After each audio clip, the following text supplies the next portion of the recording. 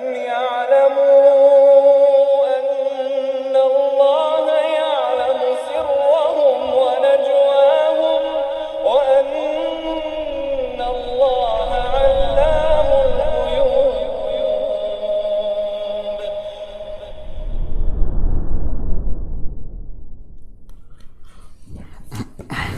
بسم الله الرحمن الرحيم. السلام عليكم ورحمة الله وبركاته. إن الحمد لله نحمده ونستعينه ونستغفره ونعوذ بالله من شرور أنفسنا وسيئات أعمالنا. من يهده الله فلا مضل له ومن يضلل فلا هادي له. أشهد أن لا إله إلا الله وحده لا شريك له وأشهد أن محمدا عبده ورسوله لا نبي بعده. قال الله تعالى: يا أيها الذين آمنوا اتقوا الله حق تقاته ولا تموتن إلا وأنتم مسلمون. فإن أصدق الحديث كتاب الله وخير الهدي هدي محمد صلى الله عليه وسلم وشر الأمور محدثاتها وكل محدثة بدعة وكل بدعة ضلالة وكل ضلالة في النار. أما بعد.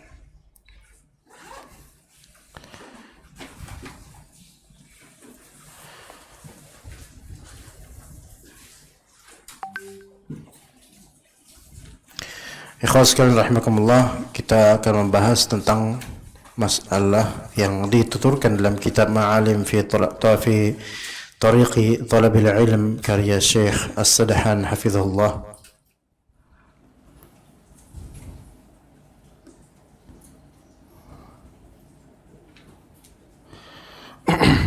yang mana di sini ada pembahasan meneladani akhlak guru. Ya, meneladani akhlak guru. Masalah teladan atau mithal ini adalah masalah sosiologis, psikologis yang perlu dibahas di bidang manhaj menuntut ilmu. Kita masing-masing dalam kehidupan, sedari awal kita hidup sampai sekarang, kita membutuhkan mithal. Mithal itu contoh atau teladan.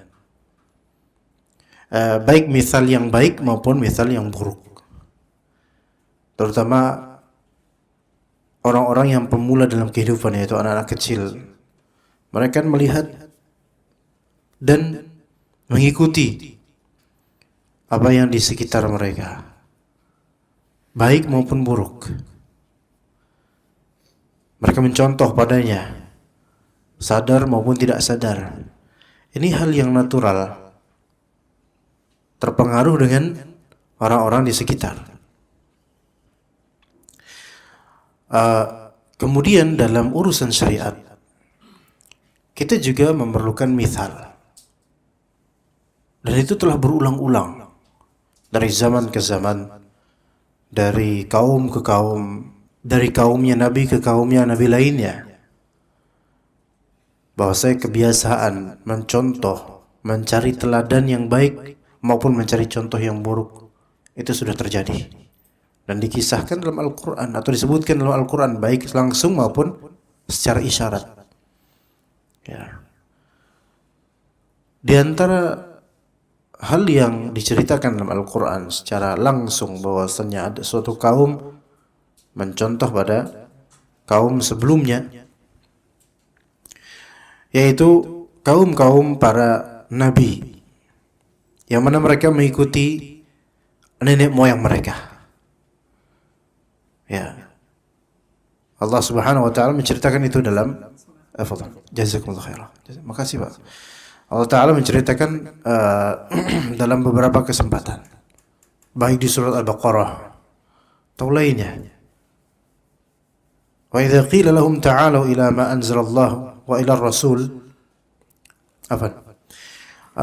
Allah Subhanahu wa Ta'ala berfirman, wa idza qila lahum ittabi'u ma anzalallahu qalu bal nattabi'u ma alfayna 'alaihi aba'ana. Ketika mereka dikatakan pada mereka, ikutilah oleh kalian apa yang Allah Ta'ala turunkan. Maka mereka berkata, bal nattabi'u ma alfaina alaihi abana. Dalam ayat lain, wajadna alaihi abana. Kami lebih mau untuk mengikuti apa yang sudah berlaku pada nenek moyang kami. Jadi mereka mencari contoh teladan dari nenek moyang yang kata Allah, la ya'qiluna syai'a. Mereka tidak tahu, tidak faham nenek moyang itu. Jadi mencari contoh dari orang-orang yang jahil, bodoh, tidak menggunakan akal dengan baik. Ya, la ya'lamun atau la ya'qilun. Ini contoh langsung dari Al-Quran. Nah, kemudian Allah Subhanahu wa Ta'ala memberikan solusi. Laqad kana lakum fi Rasulillahi uswatun hasanah. Buat kalian sudah ada dalam diri Rasulullah uswah, tuntunan hasanah yang sangat baik, yang baik. Tapi itu bagi siapa? Bagi orang yang mengharapkan Allah dan hari akhir, ya, dan banyak berzikir. Maka ini tuntunnya adalah Rasulullah, misalnya dan teladannya adalah Rasulullah, gurunya adalah Rasulullah alaihissalam. Baik secara langsung yaitu para sahabat berguru pada Rasulullah, atau secara tidak langsung yaitu kita mengambil ibrah dari kisah-kisah dan aqwal Rasulullah alaihissalam. Dalam penerapan syariat, kadang-kadang kaum muslimin mendapatkan hal yang begitu berat dan penuh masyaqqah. Ya, berat dan penuh masyaqqah, kesulitan. Mereka bukan berarti tidak ridha dengan hukum Allah, bukan. Tetapi secara naluriah atau alamiah, tabiiyah manusia, ada beberapa poin di syariat ini yang memang membutuhkan effort untuk merealisasikannya. Contohnya adalah puasa. Puasa membutuhkan effort. Dari sahurnya, menahan hawa nafsu, menahan makan minum, menahan syahwat perut dan syahwat kemaluan di siang hari bulan Ramadan. Dan juga di bulan lainnya puasa sunnah. Maka para sahabat, mereka apalagi terlebih di awal-awal puasa, mereka puasa semacam puasa wisol, mirip dengan puasa wisol, yaitu nyambung sampai besok. Siapa yang nggak buka sekarang maghrib, maka wajib nyambung sampai besok. Makin berat. Dan Ramadan itu terkenal dengan panas dan teriknya matahari di siang hari. Maka Allah Ta'ala berfirman, ya ayyuhalladzina amanu kutiba alaikumus siyamu kama kutiba alal ladzina min qablikum la'allakum tattaqun. Wahai orang yang beriman, kutiba, apa arti kutiba ikhwan? Diwajibkan atas kalian puasa, maksudnya puasa Ramadan. Sebagaimana diwajibkan atas orang-orang sebelum kalian. Lihat di sini Allah Ta'ala memberikan misal. Misal berupa penyerupaan bahwasanya syariat puasa ini yang wajib atas kalian, sungguh telah ada contohnya dan salafnya sebelum kalian. Maka ketika kata Fakhruddin Ar-Razi dalam Mafatihul Ghaib atau tafsir Ar-Razi, ya, Ar-Razi yang 606 Hijriah, bukan yang itu, ya. Antum kebayang yang itu nanti. Baik kalau antum orang Sumatera Barat, ya. Nah, itu Ar-Razi, Anda agak mengatakan Imam Razi, ya, karena ketergelinciran beliau dan penyebarannya begitu banyak, ya. Tapi Ar-Razi rahimahullah menyebutkan dalam tafsirnya, menafsirkan ayat ini di antara kalimat beliau, di antaranya secara makna, Allah Subhanahu wa Ta'ala menyebutkan kama kutiba 'alal ladzina min qablikum, sebagaimana Allah Ta'ala wajibkan puasa atas orang-orang sebelum kalian. Ini sebagai tasliyah, hiburan dan penguatan, motivasi untuk kaum muslimin ketika itu di antara para sahabat. Artinya apa? Kaidahnya adalah siapapun orang yang merasakan beban, ketika dia melihat ada orang yang telah berlalu dalam pembebanan ini dan mereka berhasil, maka dia akan menjadi kuat untuk merealisasikan beban tersebut atau menghadapi beban tersebut. Mafhum enggak? Bisa dipahami enggak, ikhwan? Hah? Yaitu sudah ada mithal, sudah ada teladan, sudah ada uswah sebelumnya, sudah ada salaf sebelumnya, orang-orang sebelumnya telah mengalami hal tersebut. Makanya anak-anak muda membutuhkan nasihat orang tua dan pengalaman mereka. Cerita-cerita orang tua yang diceritakan, dan orang tua juga senang, semakin tua semakin senang menceritakan hikayat pengembaraan mereka di kehidupan yang lampau, ya, di masa lampau dari kehidupan mereka. Diceritain telah berjuang begini begitu. Kita mendengarnya sebagai yang muda-muda nikmat dan mengambil ibrah dari situ. Dan merasa ini perjuangan bapak-bapak kita atau orang-orang tua kita ini begitu sulit, berat, tapi mereka berhasil melaluinya. Tidakkah kita termotivasi kemudian untuk bisa seperti beliau, bahkan lebih dari beliau? Begitulah. Begitulah orang kalau mencari uswah, tuntunan, tiruan, percontohan, dan itu kebutuhan dan hajat yang sifatnya daruri. Hajat ada dua macam. Ada hajat yang berupa hajat belaka, yang mana dia tidak akan tetap berjalan normal hidup kalau misalnya dia tidak merealisasikan hajat tersebut. Tapi ada kebutuhan yang sifatnya daruri, darurat, yang mana kalau darurat ini dia nggak bisa melangsungkan kehidupan, nggak lama hidupnya, atau hancur hidupnya kalau nggak melakukannya.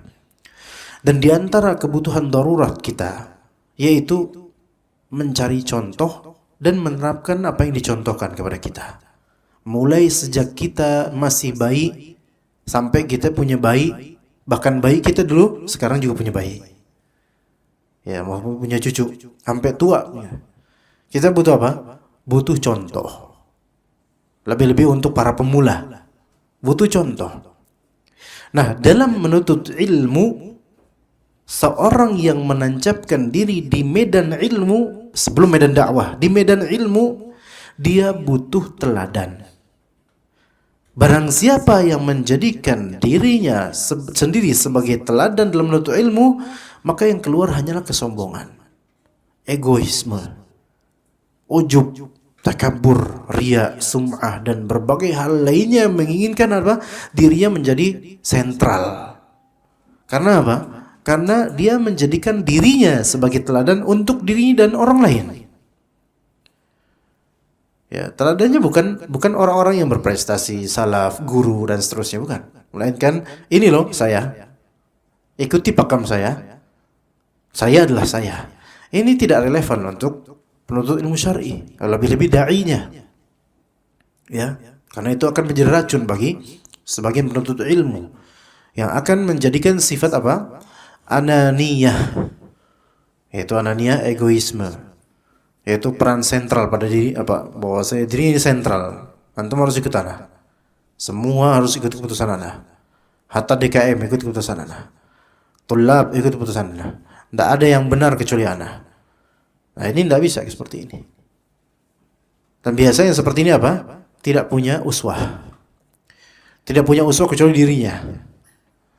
Maka bab ini meneladani akhlak guru. Ini adalah salah satu hal asasi dalam menuntut ilmu. Tidak bisa tidak. Barang siapa yang pengen menuntut ilmu atau bahkan pengen menjadi da'i, tapi dia tidak punya peran atau tidak punya sorotan mana yang harus diteladani dari ulama atau asatidz atau guru, maka dia tidak jadi sebagai talib atau da'i yang patut ditiru atau bahkan dihadiri majelisnya. Ya. Ketahuilah kita ini adalah apa yang kita saksikan, kita tiru dan kita reguk dari pengalaman. Ini hasilnya kita. Maka kalau seorang penuntut ilmu, dia memperbanyak majelis ilmu dan melihat ke gurunya atau ustadznya atau syekhnya atau da'i yang mengajarkannya, dan dia senang dengan itu, takjub dengan ustadz-ustadz ini, maka dia tanpa sadar atau sadar mungkin akan menjadi seperti mereka. Pasti ada keserupaan di beberapa titik. Ya. Ketika antum kagum dengan seorang alim atau da'i atau ustadz, yang mana antum melihat bahasanya itu sangat bagus misalnya, antum mengaguminya, maka tanpa sadar antum ingin menyerap darinya skill bahasanya, dan kemudian mungkin ketika berbicara pada orang lain masalah agama akan ada peniruan dari segi gaya bahasa. Atau antum menyukai dengan mimik sebagian dari ustaz. Ya kan beda-beda mimiknya wajah ustaz kan beda-beda. Ada yang gayanya ya saudaraku, ya bahwasanya ya masya Allah gayanya luar biasa. Antum suka, antum akan tertarik dengannya dan keikut dengannya. Ada yang gaya keras, tinggi nadanya, terus tinggi. Baru mulai pelan apa? Allahumma ighfir lil muslimin wal muslimat. Baru pelan itu. Udah tinggi, banyak yang tidur. Pas pelan, Allahumma ighfir lil muslimin wal muslimat, pada bangun. Kenyataan gak itu, ikhwan? Hah? Nah, ada yang sebelum antum suka dengannya. Nih baru nih Ustaz tegas. Antum aku mencontoh dia.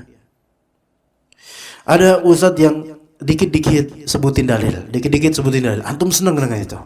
Dalam metodologi itu. Suatu saat kalau antum kemudian mengikuti, antum jadi dai misalnya, akan ikut dengan seperti itu metodologinya. Jadi, ana pribadi adalah apa yang ana saksikan dari pelajaran dari para masyayikh atau guru. Seperti ini.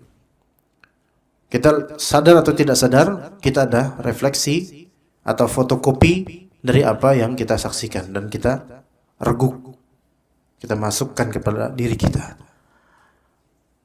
Nah sekarang, ajaibnya di akhir zaman ini, duat itu terbagi menjadi dua. Du'atul khair dan du'at ila abwabi jahannam. Dai-dai kebaikan dan dai-dai penyeru kepada jahannam. Dai kebaikan, alhamdulillah, bisa kita contoh, alhamdulillah. Walaupun tetap ada kesalahan masing-masing, itu manusiawi. Tapi dai menuju pintu jahannam.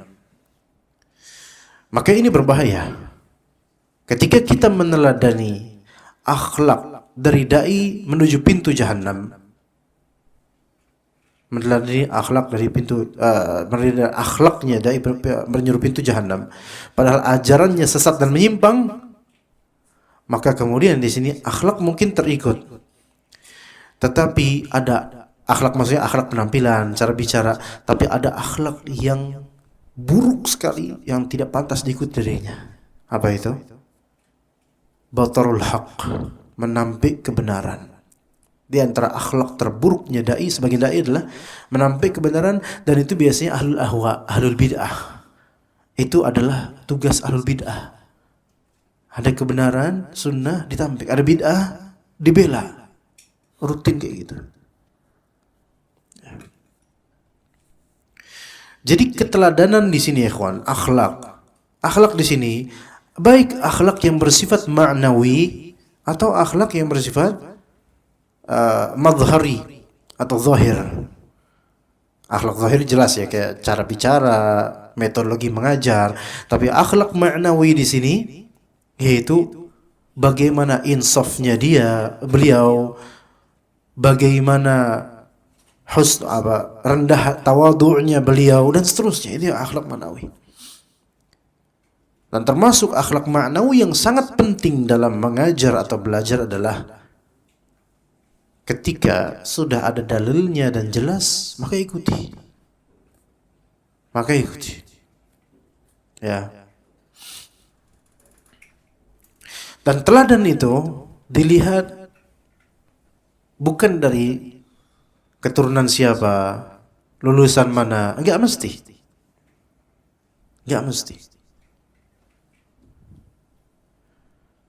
Ada waktu di Majalengka itu ada seorang talib, ketika kita kajian, ya, tabligh akbar versi desa lah, ya.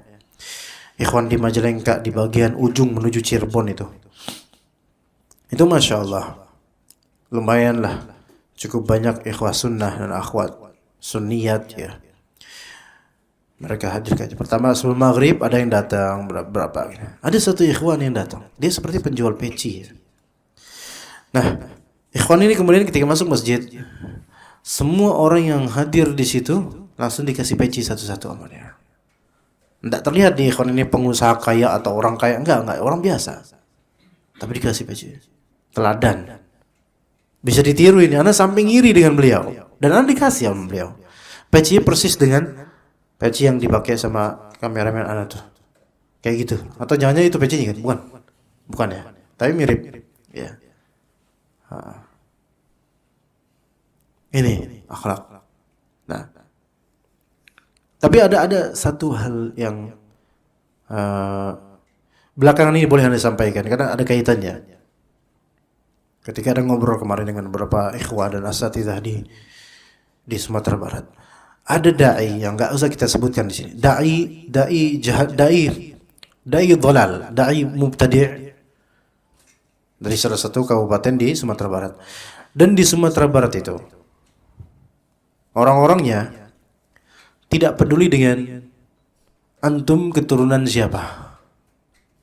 Enggak peduli dengan sebagai dai, bahkan kepada umumnya asatidzah biasa aja mereka. Termasuk kepada orang-orang yang mengagumkan dirinya dan mengagungkan dirinya dengan label-label saya keturunan Ahli Bait, keturunan Nabi, keturunan keluarga Nabi, saya Alawiyin, saya dan seterusnya. Antum cari di daerah Sumatera Barat, satu provinsi itu, ndak ada yang laku. Ndak ada. Beneran nggak ada. Dan itu ketertakjuban sendiri. Ternyata karakter di sana beda dengan karakter kita orang Pulau Jawa. Kita memiliki ta'zim yang tinggi kepada muallim, guru. Ta'zimnya kita tinggi. Tapi dengan itu sebagian dari kita banyak yang tidak memfilter. Pokoknya kalau keturunannya Ahlul Bait itu surga deh pokoknya. Akhirnya taklid buta, kemudian fanatik dan seterusnya. Ya. Tapi di sana kenapa nggak laku? Kenapa nggak laku? Karena mereka tidak tidak melihat keteladanan itu cuman dari apa? Nasab. Itu nggak berpengaruh.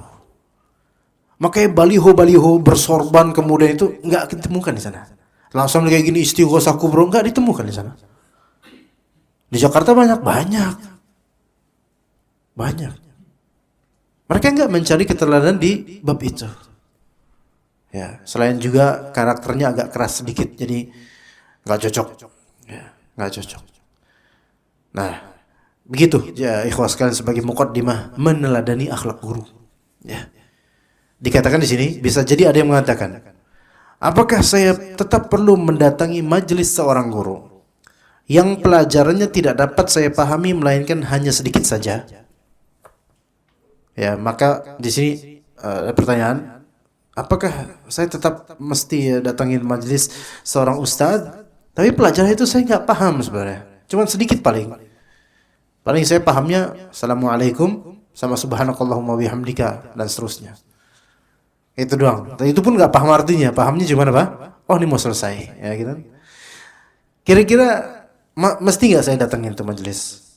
Maka pertanyaan tersebut kita jawab, kata beliau, hadirilah, kata beliau. Tapi ini jawaban beliau nggak mutlak ya. Tidak semua majelis itu memang tepat untuk kita hadiri.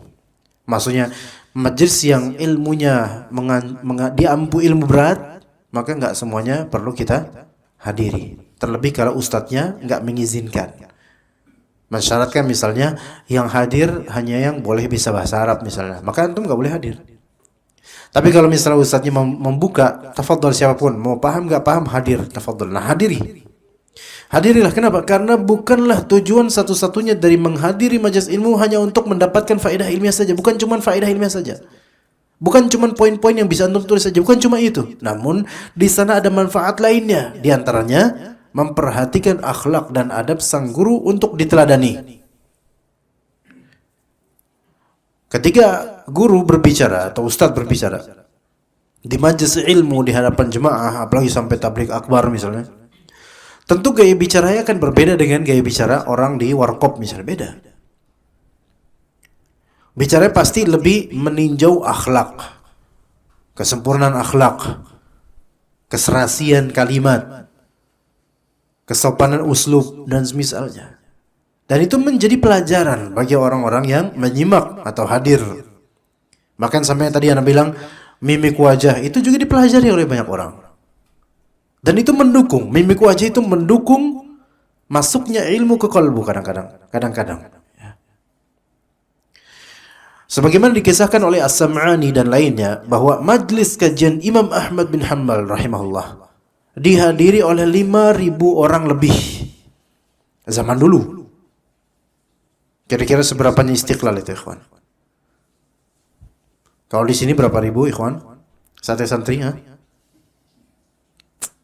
2.000 lah, 2.000 kurang 1.950. Nah, dihadiri 5.000 orang lebih tanpa speaker, ikhwan. Ini kopi apa teh? Mantap ini. Mantap.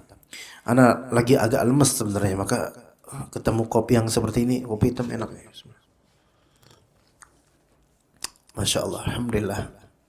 Ini black sheep bukan ya? Kopi black sheep, Hah? Atau fire sheep? Enak. Udah lah, ngopi aja lah kayaknya.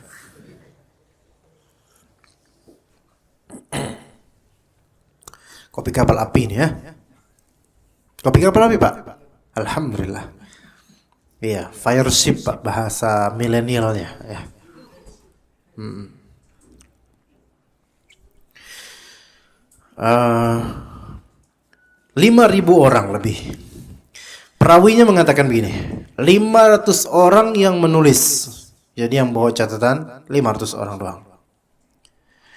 Sementara sisanya mengambil faedah dari tingkah laku, budi pekerti dan adab beliau rahimahullah. Begitu. Makanya anak enggak ngomelin yang enggak bawa catatan, tahzir, enggak. Ya. Yang bawa catatan ya alhamdulillah, yang enggak bawa catatan ya la haula wala quwwata illa billah. Ya, tafadhol enggak apa-apa. Mungkin antum mencari sesuatu yang berbeda ya. Abu Bakar Al-Mutawwa'i, ini juga murid Imam Ahmad. Beliau berkata, saya menghadiri majlis Abu Abdillah, yaitu Imam Ahmad bin Hanbal, di mana beliau mendiktekan atau membacakan kitab Musnad kepada anak-anaknya selama 12 tahun lamanya. Membacakan ini bisa jadi lewat hafalan beliau, enggak mesti beliau udah punya kitabnya kemudian enggak dibaca, didiktekan oleh beliau langsung. Ya, dalam di kisah tentang penulisan kitab Musnad Imam Ahmad, kan perawinya itu anak-anaknya, terutama Abdullah namanya. Makanya disebut Abu Abdillah. Nah, itu anak-anaknya merawikan dan sebagian dari mungkin ada muridnya lain ditalqin ini. Ini hadis ini hadasan fulan, taruh ini di Musnad fulan, taruh ini disuruh. Ya, diperintahkan oleh Imam Ahmad. Nah, jadi Imam Ahmad beliau menyusun kitab musnadnya beliau. Kitab musnad sekitar 27.000 hadis atau 28.000 hadis. Yang di rumah ana ada 52 jilid. Ya. Segini, beneran. Enggak percaya, ke rumah ana bawa kopi. Ya. Ada 52 jilid ya, kawan. Itu selama 12 tahun Imam Ahmad mengucapkan sanad dan hadisnya dan ditulis oleh anak-anaknya. Ditaruh oleh anak-anaknya di musnad sebelah mana, di bagian sebelah mana itu. Ya. Nah, di majlis-majlis tersebut, ini majlis imla namanya. Namanya majlis imla. Ya. Majlis dikta hadis. Di majlis tersebut ada juga Abu Bakar Al-Mutawwa'i, salah satu murid Imam Ahmad. Tapi Al-Mutawwa'i ini dikatakan, saya tidak menulis. Akan tapi saya hanya melihat kepada adab dan akhlaknya Imam Ahmad.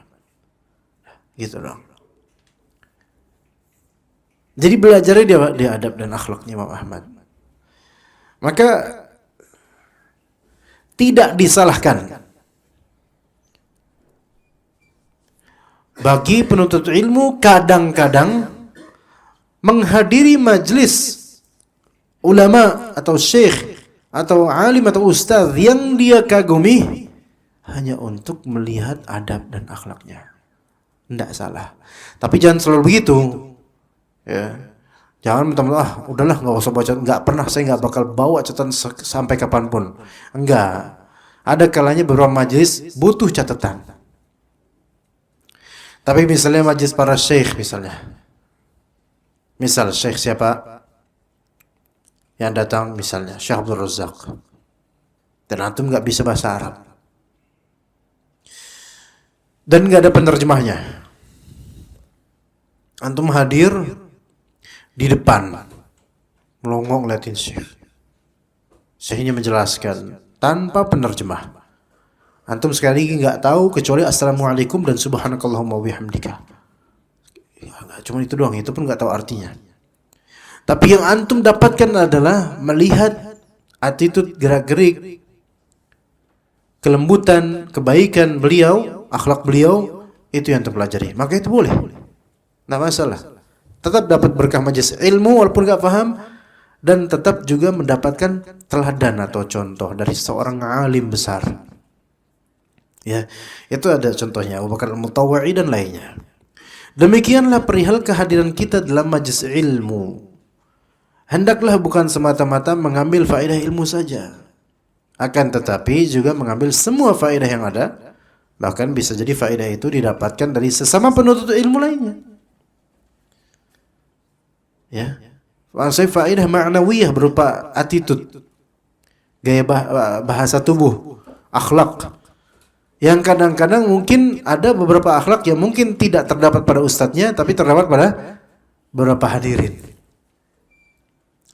Ya, yang mungkin ada di antara mereka yang membuatmu tergugah dengan ketekunan dan kesabarannya. Iya. Antum di majelis ngelihat ini, wah, masya Allah, ini rajin mencatat dia. Ngelihat ini, wah, ini selalu di depan dia. Ngelihat yang fulan lagi, wah, fulan ini selalu masya Allah tidak pernah dia ngangguk-ngangguk dalam kajian, selalu tegang, ya, nggak pernah nggak pernah, selalu tegak, selalu melihat ke ustadznya sambil mencatat, ya, masya Allah. Ada beberapa karakter orang-orang lain, teman-teman yang baik, ya, yang bukan yang buruk, yang baik, yang bisa kita ambil ibrahnya dan bisa kita menjadikan itu contoh buat kita, ketekunan, kesabaran lainnya. Maka jangan cari yang ashab non-awail, awakhir, yang di belakang-belakang, ya. Cari yang di depan. Nih, diligent, ya.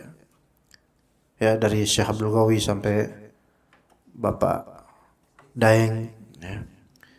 Pak Daeng, Pak siapa Pak Rasul? Hah? Pak Husni, dan selingkaran dengan ini, masya Allah. Diligent. Apa diligent, ikhwan? Diligent, masa nggak tahu diligent? Diligent, rajin. Kalau belakang apa? Deterjen. Nah, kemudian demi Allah, sungguh saya pernah bertemu dengan beberapa pemuda yang usianya sangat belia, masih belia. Akan tetapi ketika seseorang berkunjung ke rumah mereka dan berdiskusi bersama mereka, maka dia akan melihat betapa akhlak dan perilaku mereka membuat dirinya iri kepadanya. Tawadhu, nggak merasa diri berilmu gitu, nggak merasa diri itu paling berilmu. Tapi ketika ditanya, dia bisa menjawab dengan baik, masya Allah. Ya, sepatutnya bagi seorang penuntut ilmu menyempatkan dirinya untuk senantiasa berkunjung ke rumah orang-orang yang berilmu. Ini dia nih yang nggak ada nih zaman sekarang. Susah ditemuin, sejujurnya susah ditemuin yang seperti ini. Berkunjung ke rumah gurunya susah. Alasannya apa? Ya, ngapain berkunjung, kan bisa lewat WhatsApp, video call juga bisa. Ya itu sekarang, ya kan?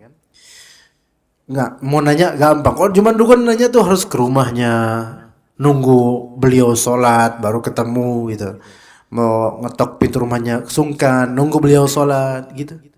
Baru di perjalanan menuju sholat atau pas pulang sholat baru bisa nanya. Dulu kayak gitu.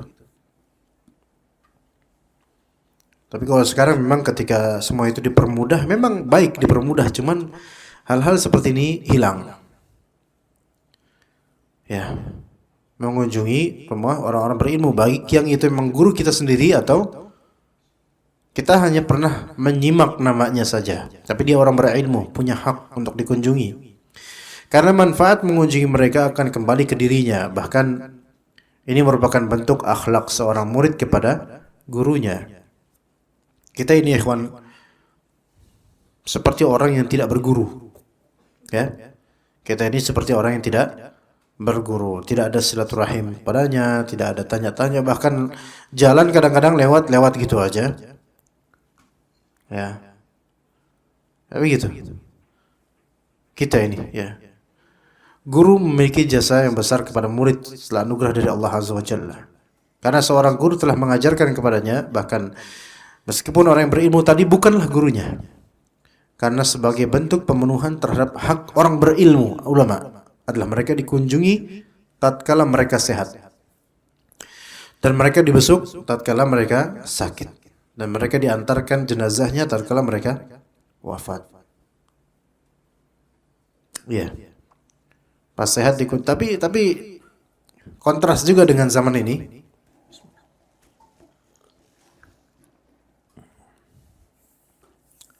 Dua kubu ini, baik murid maupun guru di zaman sekarang, dalam bab ini muqassir. Muqassir yaitu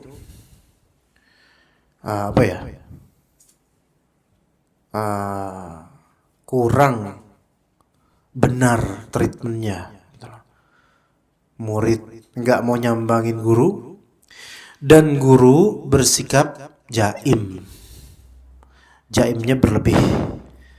Saking jaimnya eksklusif.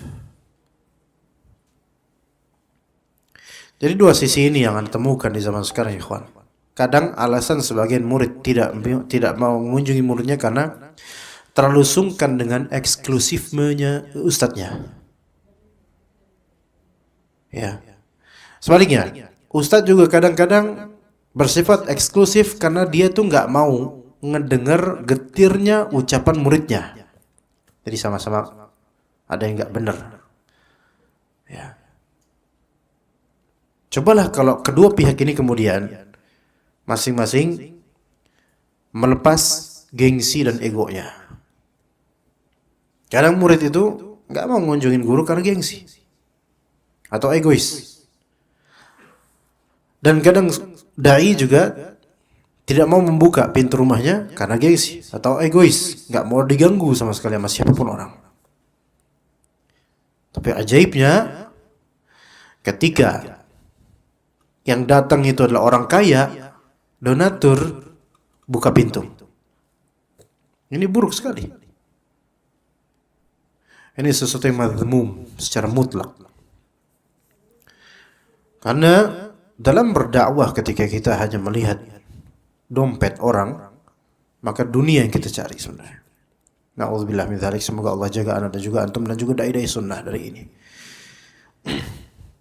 Tidak baik, ikhwan. Kemudian juga talib yang memiliki kekayaan, dia hanya mengunjungi dai atau berdekatan dengan dai-dai yang bisa diatur dengan kekayaannya. Ini juga suatu kebusukan. Ya. Jadi dua sisi ini yang berbahaya, ikhwan. Dan ini tidak perlu mau dai sunnah, mau dai bid'ah. Ini tidak mengenal manhaj. Masalah kayak ini gak mengenal perbedaan manhaj. Gak. Semua manusia muslim dalam bab ini, syaitan itu bisa membisiki. Maka disinilah mulai terjadi apa? Kekecewaan sebagian dari ikhwan pengajian terhadap sebagian dari ustaz. Dan ini ana simak dengar itu tidak sekali dua, berentah-entah kali. Walaupun mereka tidak pernah menyebut nama, dan ana nggak peduli siapapun dai tersebut. Pintu boleh tertutup ketika tidak ada yang mengetuk.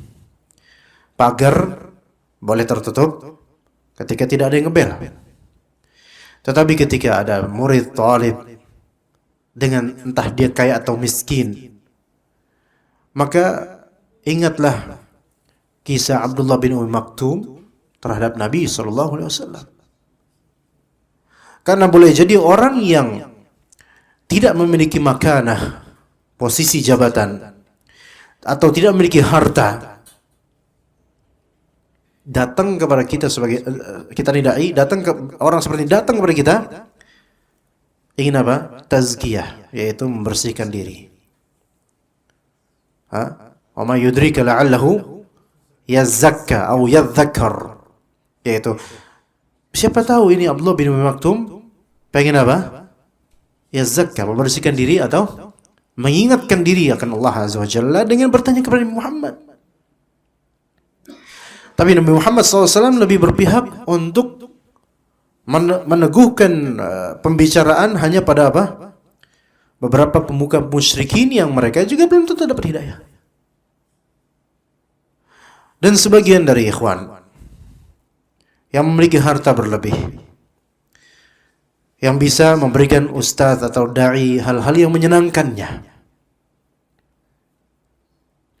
Nah, ini peringatan untuk da'i-da'i yang juga meraup kebaikan dari ikhwan-ikhwan yang tadinya baik niatannya. Tetapi syaitan itu tidak tinggal diam kalau urusan dunia. Enggak tinggal diam. Udah biarin, enggak bakal syaitan biarin mereka, semoga mereka dapat hidayah. Enggak, syaitan enggak kayak gitu. Syaitan enggak begitu. Ya.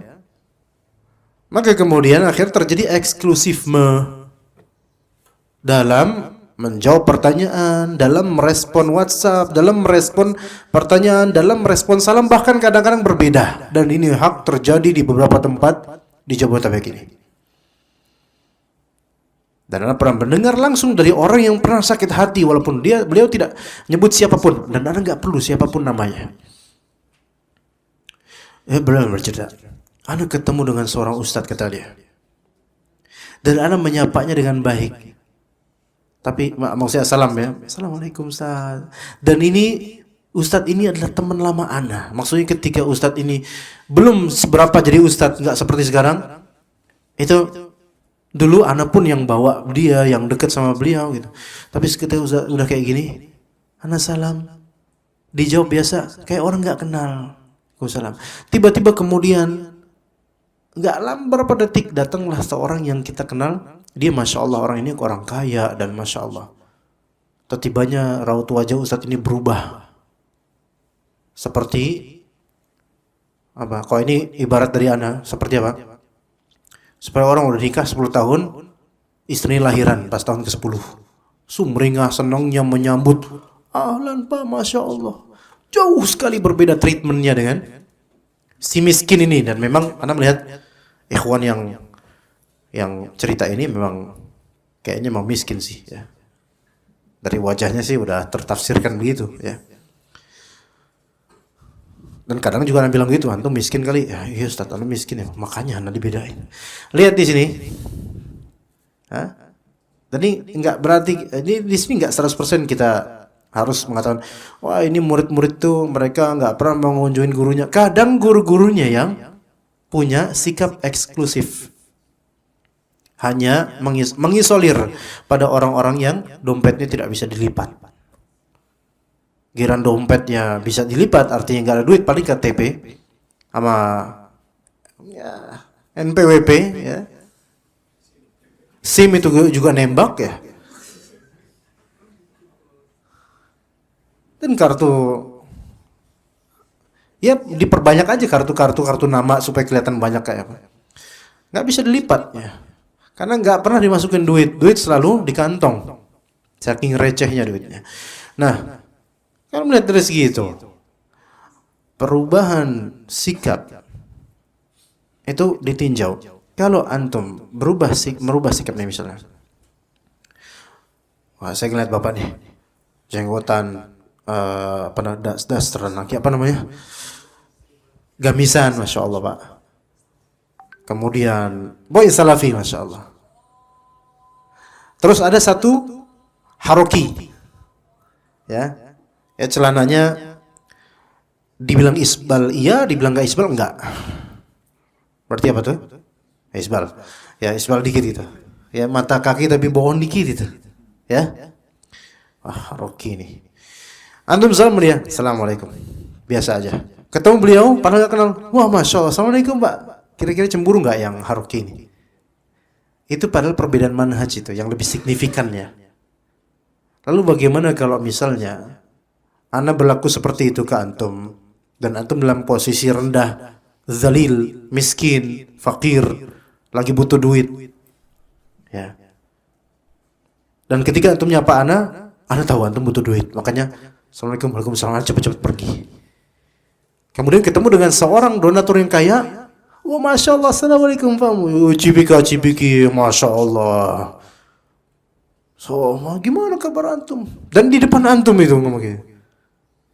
Gimana kabar antum? Masya Allah. Pak, tadi anak ketemu sama ikhwan itu. Dia kayak butuh duit sama anak, makanya anak cepet-cepet. Padahal anak juga butuh duit sama antum. Perbedaan ini kenapa? Apakah butuh duitnya atau gimana? Nah, eksklusivitas ini nggak baik, ikhwan. Baik dari da'inya dan juga ikhwannya. Tapi kita azan dulu insyaallah. Ini azan sekarang atau gimana? Tadi waktu Indonesia mana? Sini ya? Bekasi? Udah azan, Pak? Fadhal. Tafadhal azan. Baik. Kita lanjutkan ya ikhwas sekalian. Rahimakumullah. Tatkala seorang murid merasa bahwa salah satu gurunya menyinggung dirinya karena tidak pernah berkunjung ke rumahnya, maka hendaknya ia bersegera untuk memenuhi haknya tersebut sebagai pengakuan terhadap keutamaannya. Ya, jadi kalau ada seorang ustadz nyindir antum, nyinggung antum mana aja, ayolah ke rumah ana lah. Jarang ya ustadz ada kayak gini ya. Pernah dengar gak ada ustadz kayak gini ke antum? Gak pernah? Pernah gak? Pernah? Siapa? Bukan anak kan? Bukan. Ayolah, main ke rumah ana lah. Ayo. Itu sebenarnya udah alhamdulillah itu. Nah itu berarti menyinggung dirinya. Kenapa antum gak pernah ke rumah ana, ke bait ana? Hendaklah segera untuk memenuhi hak tersebut. Ayo Ustaz, insyaallah ke rumah antum Ustaz. Kalau sekarang mungkin ke rumah mungkin karena Ustaz mungkin sibuk dan itu agak repot lah. Oke. Minimal begini. Mungkin lebih relevan ke kajiannya atau majelisnya. Ayo ke majelis. Antum kok enggak pernah kelihatan antum? Ayolah ke majelis. Ke majelis Anda. Ikut kajian Anda. Nah, kalau memang berluang, maka undangan seperti ini juga harus dipenuhi haknya. Ya. Kalau memang guru tersebut guru antum, ya penuhilah haknya, seruannya. Hendaklah dia mengungkapkan alasannya mengapa tidak pernah berkunjung ke rumah sang guru. Begitu juga dengan tidak pernah berkunjung ke majelisnya sang guru. Sebenarnya banyak kekecewaan anak pribadi untuk beberapa ikhwan, bukan di sini bukan. Wallahu alam di mana lah ya. Itu ketika ada majelis yang ana harus pergi jauh ke daerah tersebut. Kemudian ada ikhwan kita dan itu juga murid juga mengatakan alhamdulillah Ustaz, dekat nih sama rumah ana. Itu kurang enak di batin anak tuh nggak enak. Kalimat seperti itu nggak enak, nggak sopan. Faham nggak maksud anak ikhwan? Misal, Anda ada jadwal misal sekali ini ada jadwal di Karawang. Bukan di Karawang, masih Bekasi lah. Apa ujung Bekasi apa ujung Bekasi ikhwan? Tambun ya. Tambun. Ada kemudian orang Tambun. Maksudnya bukan badannya ya, apa ininya Tambun, daerahnya Tambun. Orang Tambun bilang, alhamdulillah Ustaz akhirnya ngisi kajian dekat rumah ana. Ana juga di Tambun Ustaz. Itu biasanya bakal Anda balikin tuh. Anda balikin tuh orang bakal balikin. Antum selama ini pernah dengar nggak karena kajian di mana aja? Iya pernah. Kenapa antum nggak hadir? Faham nggak maksud Anda ikhwan? Apa antum nunggu ana harus nyambangin rumah antum baru atau kecamatan antum baru antum mau hadir? Apakah sekarang masanya itu guru yang harus memuaskan antum sehingga antum mau hadir? Begitu ya? Kalau nggak dekat rumah antum, nggak mau hadir. Itu pun orang itu belum tentu hadir. Dan itu berkali-kali itu. Anak tanya antum kemarin mana? Afwan, Ustaz. Afwan. Ya. Alasannya the afwan, ya. Ya afwan kita maafkan, cuman kan ini kurang baik kalau seperti ini. Ya. Lebih tidak baik lagi atau sama-sama tidak baik adalah ketika rekaman-rekaman seperti ini menjadi fitnah bagi sebagian dari talib yang dia mestinya bisa datang.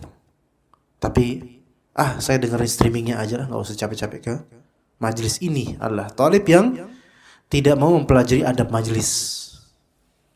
Dia hanya mau mempelajari apa? Mempelajari materi, nggak mau mempelajari adab majelis, nggak mau. Iya, nah seperti itu. Sekarang kan gampang, tinggal online dan seterusnya, banyak kajian-kajian online dan seterusnya, udahlah nggak usah. Ya iya, jadinya seperti antum meremehkan majelis ilmu gitu. Maksudnya antum bukan antum ini, nggak yang anak ngomongin ke orang-orang itu. Meremehkan majelis, dan anak temukan sebagian dari ikhwan yang memang dia cuma mau belajar online. Karena memang sekarang online banyak, masya Allah, alhamdulillah. Tapi nggak mau ke majelis, dan anda dapatkan mereka adabnya kurang dan sok taunya besar. Sampai ada seorang ikhwan yang semangat dulu di majelis, semangat di majelis ilmu. Namun kemudian sekarang nggak pernah ke majelis ilmu, hanya belajar online. Dia selalu tanya kepada anak pertanyaan-pertanyaan yang agak rumit di permasalahan bahasa Arab usul fikih. Anda tahu lah, antum kok bisa belajar seperti ini? Anda belajar otodidak, kata dia. Padahal mencari-cari online saja.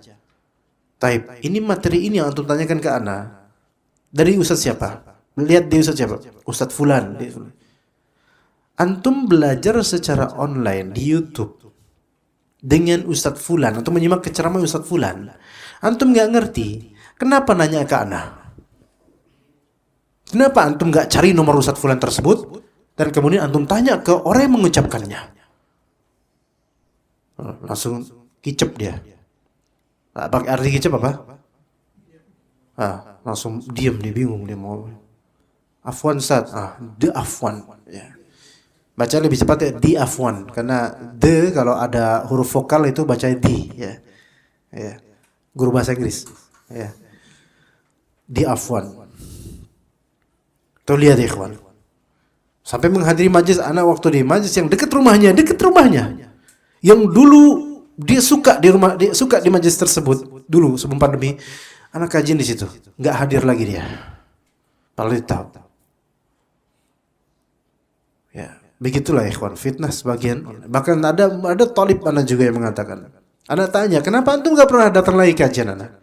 Afwan Ustaz, anak sekarang mencukupkan dengerin streaming antum aja Ustaz. Itu nyakitin banget itu ikhwan.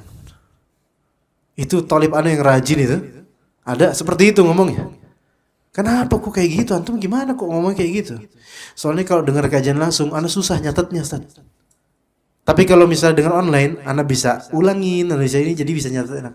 Ini namanya dia mau mencari materi pelajaran semata, nggak mau mencari adab dan keberkahan majelis ilmu. Ini khata. Termasuk yang misalnya ini di kajian SS nih, sate santri nih, rumah dekat sini, ngesot juga bisa, lompat kodok bisa dia. Saking deketnya dengan SS. Ada kajian dan dia butuh dengan kajian seperti ini misalnya, tahu persis. Kamu kan udah ada streamingnya di FB-nya Ustadz, gampang lah. Udah nggak usah deh, nggak apa-apa. Kan lagi COVID. Emang di sini kenal COVID? Nggak kenal di sini.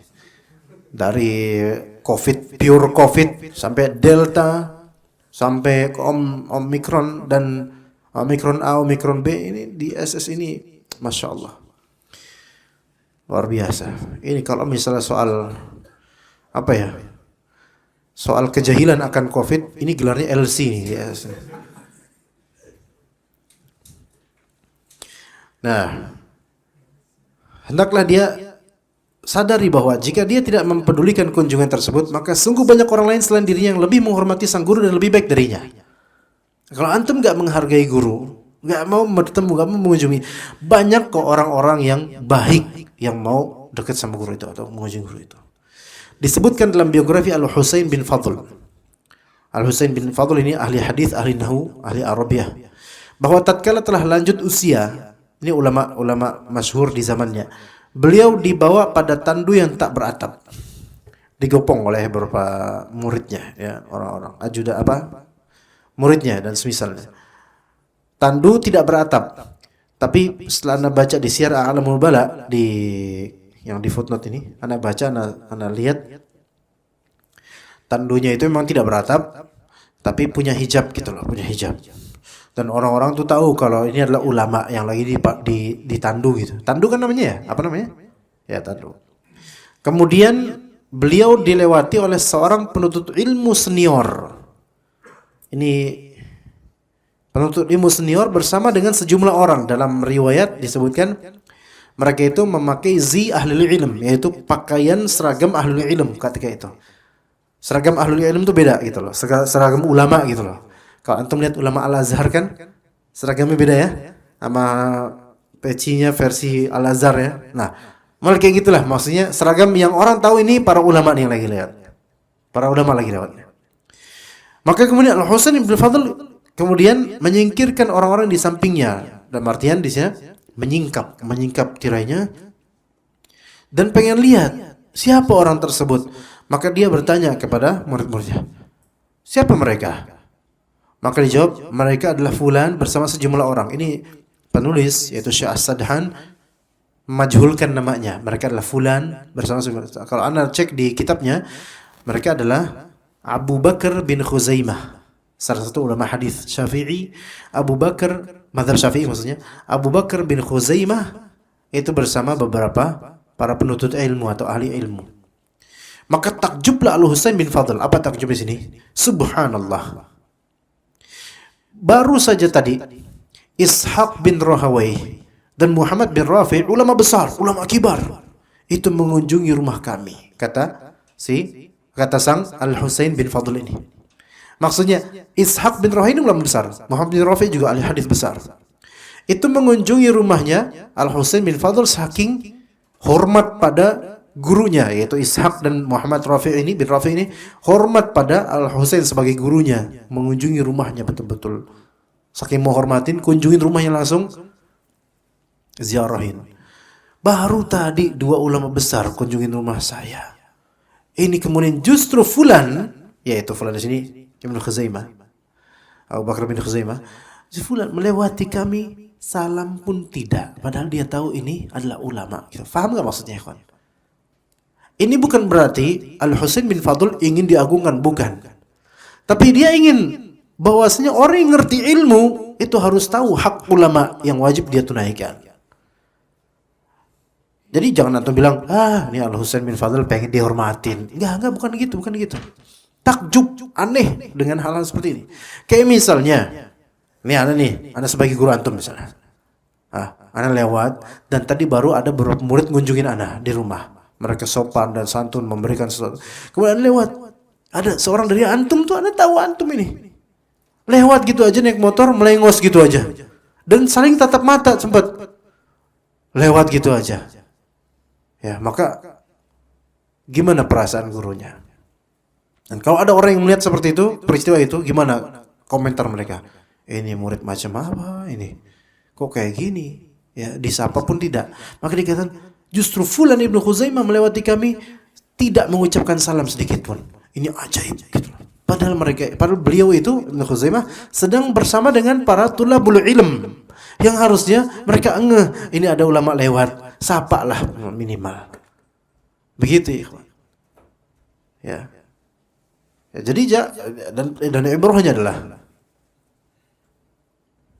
kadang kita ini sebagai penuntut ilmu atau orang kajian menyapa ustadz-ustadz yang populer aja, gitu loh. Atau menyapa ustadz-ustadz yang cocok sesuai selera kita saja. Memang ada ustadz-ustadz yang memang tidak sesuai selera, bukan tidak semanhaj ya, semanhaj. Tapi enggak Anda nggak ikutin ustadz ini karena misalnya mungkin penjelasannya terlalu cepat dan sebagainya, tapi tetap harus dihormati karena dia memiliki ilmu. Karena dia memiliki ilmu. Begitu ya ikhwan. Dan juga hendaknya dai juga jangan dai juga bersikap proporsional. Ya. Menyikapi penuntut ilmu jangan dilihat dari hartanya. Na'udzubillah min dzalik. Ini Anda setiap berkali-kali mendengar hal seperti itu, sedih sekali ikhwan. Sedih sekali. Banyak di antara ikhwan kita yang kesulitan. Ya. Anda menemukan banyak sekali ikhwan kita yang sedang kesulitan ikhwan. Ya.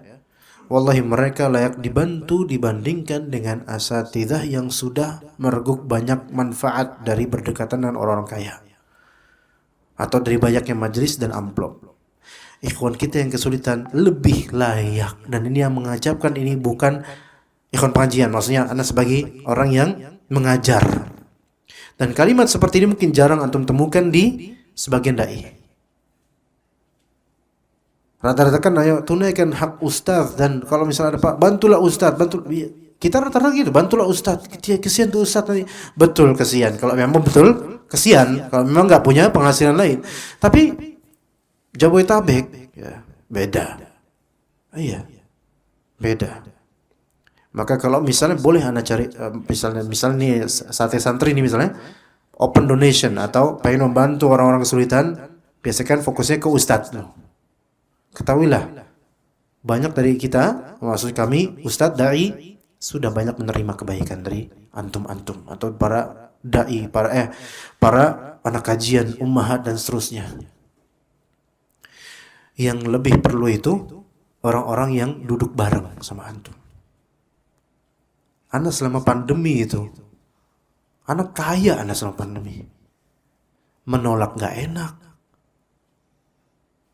Ya, maksudnya menerima ya duit masalahnya, ya terimalah mau gimana. Tapi disalurkan ke pihak lain. Dan itu banyak. Pada Anda sekali berapa? Anda sekali cuma dai yang ngajar di sate santri loh. Dan itu besar.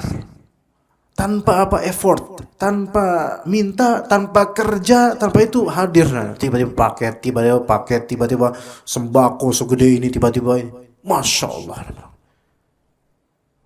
Maka kita alokasikan, ternyata ikhwan-ikhwan kita sendiri, dan Anda punya banyak teman ikhwan yang baik DKM, panitia MT, atau ikhwan biasa, atau ummahat, atau para janda, yang mereka itu Masya Allah nggak punya yang mereka makan tuh nggak ada hari-hari. Anak-anak kemudian bertanya ini, pada ngaji di mana? Ngaji. Cuman ikhwan pengajian yang biasa open donation, bansos dan seterusnya, kenapa nggak memperhatikan mereka lebih dibandingkan ustadz yang sudah besar perutnya? Ya, gitu ya kawan. Maka besok-besok kalau memang ada open bansos, Anda sangat rekomendasikan cari orang yang semajlis dengan antum yang lagi kesulitan, lebih berhak insyaallah. Tapi mereka malu untuk bicara. Ya begitu. Adapun asatidzah yang sudah established, antum nggak usah pikirin. Mereka bertakwa, Allah yang rezekikan. Pikirin nih kawan-kawan kita. Pikirin beliau belum nikah, udah nikah belum? Ah itu dia tuh. Tuh pikirin. Jangan pikirin ustadznya, Ustadz kapan nikah lagi Ustadz? Ini yang dipikirin kayak gini. Pikirin, Ustadz insya Allah lah. Iya.